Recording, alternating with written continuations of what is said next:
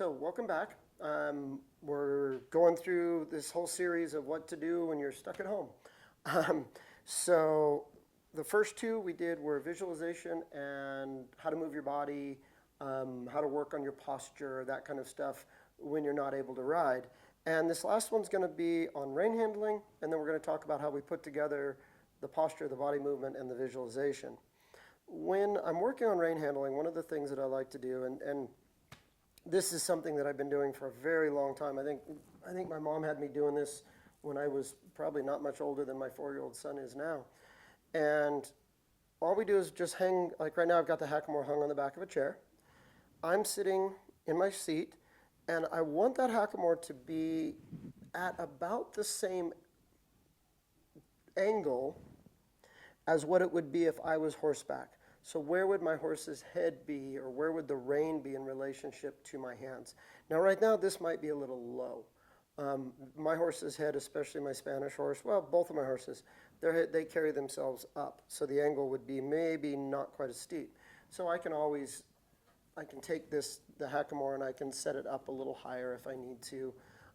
But I do like to hang it from the hanger, so that as I'm using the reins, I can actually kind of see what's happening with this tool. As I pick up on the left rein, do I see it shift left? As I pick up on the right rein, do I see it shift right? And this is going to be important because as I start working on my rein handling, for those of you riding two hands, as I'm playing with these reins, okay, I'm going to shorten the right rein. Can I shorten the right rein with having minimal disturbance of that hackamore? Can I then pick that up? Can I let it slide back to neutral? Shorten the left rein, pick it up, let it slide back to neutral.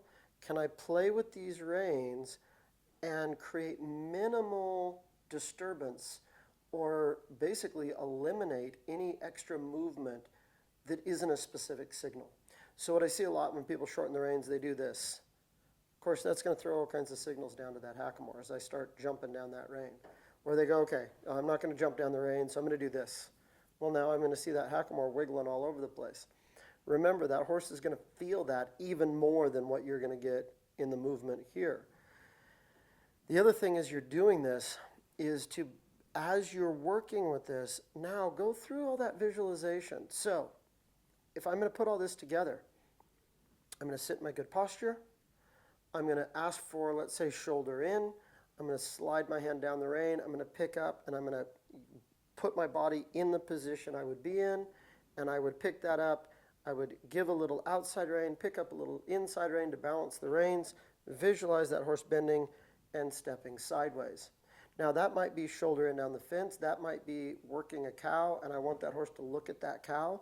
And I'm going to get that horse to look at that cow, but still leading with his shoulders and following that cow. Maybe it's doing a turn on the fence. Maybe I'm going to visualize it. I'm going down the fence, man. I'm full speed going down the fence with this cow. My reins are equal because I'm letting that horse really, I want that horse really reaching and moving. So he's got to be fairly straight in his body at full speed. But now, as I come to that corner and I'm going to bend him and turn him, well, depending on where he is in his level of education, I might need to slide my hand down to help him. So I'm going to visualize how I'm going to do that. So I'm going full speed down the fence. I'm going to slide my hand down and help him a little. Or maybe he's further along in the education, and I can just use my bottom fingers here and release my bottom fingers here and give him the room that he needs. It all depends on how well educated he is. But as I do this, it's also important to look at how I'm holding my reins. Am I splitting them here? Because that really kills the signal. Do I have my little finger on the rein to give myself a lot of signal with that little finger? And that's going to be very helpful. That'll be a break. Now, as I work this, it's going to be important to really think about and visualize this on horseback and how this is going to feel in your hands. If you're holding, and you're holding with a lot of pressure, your horse is going to push against you. So as I'm doing this and I'm working these reins here and I'm making these movements and I'm doing all of this stuff, am I doing it in the same way sitting here in the house like I would be on horse? The other is, let's say you ride with a stick. Practice using that stick, holding that stick up. Having the stick down is not a very good way to use your stick. not unless it's just get over the fence. Um, it's just, it lacks refinement. So how am I going to hold that stick? How am I going to use that stick as I'm riding? I never want to have a stick in my hand and using that stick with the rein in my hand at the same time, because you can see it's going to move the rein and I'm using the stick at the same time. You'll be able to see that very clearly when you're doing this stuff at home without your horse. Now, even if we weren't stuck in the house, even if we weren't dealing with the whole social distancing, self-quarantine or imposed quarantine, even if we weren't dealing with all this stuff, this is still a really important thing to do to improve your horsemanship. So how would you hold your stick? How would you manipulate that when you're riding two hands? And then if I go one hand, how am I going to hold these? How am I going to use my reins one-handed and make those adjustments, picking up, shortening the rein, lengthening the rein? What happens to my hackamore as I'm doing that? Do I need to move this hand? Do I need to do this? No, I don't. In fact, when I do that, it totally changes the angle of the hackamore. It changes it much different than if I do this. This movement in the hackamore is completely different than this movement. And you can see that very clearly when you're playing with this at home and you have this hanging on the back of your chair. So then how do I practice? I pick up one rein and I release the other. Now I switch. I pick up the other rein and I release the opposite rein. I pick up both reins. Ho. Okay, I work on my stops. Ho, like we did in the body posture and movement in the previous video. And I visualize that. I'm at the canter. I'm riding with my horse. Ho. Okay. You notice my hand is open. I'm not doing this hammer grip thing, which has no purpose in real horsemanship. It's in a rule book, so everybody says you have to do it that way, but it has nothing to do with California horsemanship, at least. This hammer grip is not a good way to ride. My fingers are relaxed here. I can use my fingers individually if I need to. I can move that hackamore right and left. I can move it back towards me. Okay, I can give one rein and then the other. I can really get refined with my signals, and I can practice all that at home. I pick this up. What if I pick this up and I do this? I've got more left rein. My right rein is relaxed, but I need more left rein. Now I can use this hand. I can practice using this hand to change my reins as well. So I can use both my hands to manipulate those reins. So this is going to be an important thing to work on. Now, I'm going to go ahead and break. I'm going to get the two rein. We're going to take a look at how this applies with the two rein. Okay, so we're back with the two rein setup now.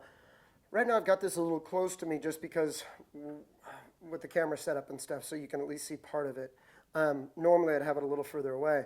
But as I work with this, first of all, it's important to make sure that I'm holding this correctly, that I'm not holding that silly hammer grip.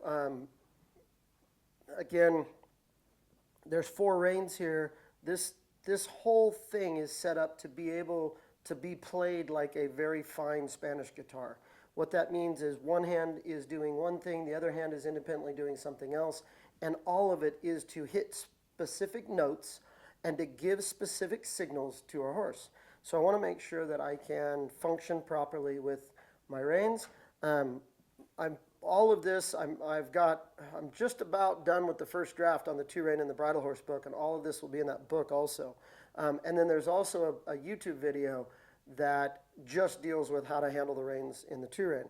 Now, as we're working with this though, it's again really important when we're working on this at home to visualize, what am I going to do? Practice this and visualize, okay, I need to pick up the left side and release the right side. Okay, I need to pick up the right side and I need to release the left side. How is that working? Okay, and what's happening down at the other end as I do this? Even as I'm sitting here talking to you, if I'm talking to you and I move my body, what happens to my bridle? What happens to my reins? Do things start to move and shift? Okay? What happens when you do some of the stuff we see a lot of people doing when they neck rein and they start doing this stuff and this stuff? And we start to see how over the top those movements are, how it's way too much. People go, well, there's no way a horse can feel those subtle signals. When we start doing this, we start to realize that what we think are subtle signals are actually quite a bit of movement. Look how this little bit with my fingertips. That moves the whole bridle. I can get that whole thing is moving. Okay? I do this little bit and pick up, and the whole bridle, the whole bit, everything twists. Everything twists. Everything moves pretty significantly.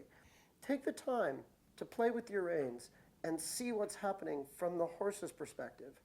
And then once we've got that kind of sorted, now we're going to work on that visualization, that posture. Okay, I'm going to stop my horse. Ho. What just happened? Well, I picked up on the bridle, but I realized because I was talking to you guys, I didn't pay attention to this rein. And as I did that and I looked down, guess what? My reins were uneven. Okay? These reins are never uneven, which is the beauty of ramal reins, why they're way better than split reins, because you never have uneven reins. Okay? You have to work at it to get your reins uneven. But it's very easy to get these uneven. I was talking to you guys, wasn't paying attention. So I'm here. I need those reins nice and equal. I can feel each rein between each finger and ho. Okay? I see the hackamore come back to me. I see the bit move. Ho. Okay? That tells me that's a lot of signal to the horse. Now, as I visualize, I'm going down the arena and I'm going to stop. Okay, I'm moving with the horse. Ho. Am I doing it all in time? Am I doing it all together? Is it all equal? In my posture, am I equal here or am I way twisted here? Okay? This is why we don't ride with this thing down here. Again, it's a silly rule that it says if you're showing, you have to, some places say you have to have a certain amount of distance between your hands. And it's because somebody made up a rule to make it equal so that when people ride in ramal reins and show in ramal reins, they are equal with people who are showing in split reins, because we can do a lot in ramal reins that you can't do in split reins. So as you're playing with this, play with, okay, can I use just my bridle rein and not disturb my Bosel rein? Because as you go through the two rein process, that's going to be important. Can I use my Bosel rein here and not disturb my bridle rein? How do I practice that? How do I use my Bosel rein without accidentally picking up my bridle rein? If I want to pick up both, how do I pick up both? Visualize and practice that rein handling here as we work, like I said, like a fine Spanish guitar, hitting those notes. Practice it at home. Right now, a lot of us have the opportunity to practice this a lot more at home. Learn to make that really good music here so the horse doesn't have to listen to the bad music when we go back and ride. So if there's other skills that you're working on that maybe you're not quite there yet. So let's say you're riding two-handed in the hackamore, and you're not really riding one-handed very much in the hackamore. Okay, that's the time now when we have this extra time at home to really practice that one-handed riding in the hackamore so that when you do go back to your horse, you have that skill set. You have that muscle memory. Those neural pathways have been established so that you can ride and your body already knows how to move correctly without you having to force it and think about it so much when you're horseback. Visualize it, video it in your house, video it as you play with this to see if you're maintaining your posture. I can guarantee you, as I've been talking to you right now and doing this, there have been times where my posture has not been correct. I need to think about it and concentrate and visualize, okay, where would my posture be? Where would my hands be? What would I be doing as I'm signaling that horse? So as you go through this, as we're all stuck at home with this whole virus stuff going on, or bad weather or whatever, take the opportunity. And it's not only going to help your horsemanship. I know for a lot of us that maybe don't get to ride as much as we'd like to, we can still make forward progress in our horsemanship even when we're not able to get on our horses. And I think that's going to also help with a lot of the mental stress that goes on right now with this whole thing with this coronavirus stuff and all that. Taking some time to still be able to focus on your horsemanship so the inability to ride as much as we would like doesn't also just add to the stress that's already happening with all this stuff. So hopefully this little video series has helped some of you guys, to give you guys some ideas. It's just some simple stuff, but you know, some stuff to think about and to work on and to practice. And if you do this, you know, this whole thing with this quarantine stuff and the coronavirus stuff, this too shall pass. It's not going to last forever. And there's going to be a time when we can all get back to hopefully something like normal life, and we can go back to riding our horses and working our horses And this will give you guys a jump start on this so that when you do get back to your horses, you'll be able to just pick up where you left off. And in fact, for many of you, if you're doing this, you'll actually be ahead of where you were when you left off in terms of your personal ability and skill level and your focus. So you can continue to improve your horsemanship. You can continue to refine your communication with your horses, even when you can't ride. And then after all this passes, after we're all kind of back to something like normal, don't forget about this. Don't forget to come back and revisit this. Don't forget to come back and practice this at home, work on this at home, and improve your skills not only horseback, but also at home. All right? I wish all of you guys the best. Everybody stay safe. And we'll have some other videos coming up soon. We've got a lot of projects we're working on right now during this whole mess. But we'll have a bunch more stuff coming up for you in the next weeks. So again, stay safe and vaya con Dios, everybody.